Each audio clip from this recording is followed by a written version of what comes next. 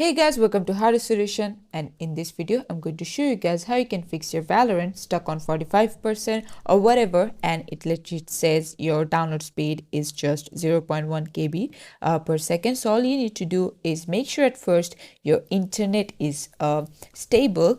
Make sure you're using an Ethernet cable. If that does not solve the problem for you, just go to network control panel, and then from here click on network and sharing center, and then go to change adapter settings. Whatever you're using, just right click on that one, go to properties, and then here you see something called internet protocol version 4. Double tap on this one, and you can either use this one 1.1.1.1 and 1.0.0.1, or what you can do is use the Google one, which is 8.8.8.8, and this one it will be 8.8.4.4, and just click on OK, and that should solve the problem for you. If it still doesn't, maybe you can try restarting your PC or laptop, but just be patient because this is often a problem from the Riot server, and it should be usually fixed within like 10 minutes or so. Just be patient and it will be fixed. This is it for the video.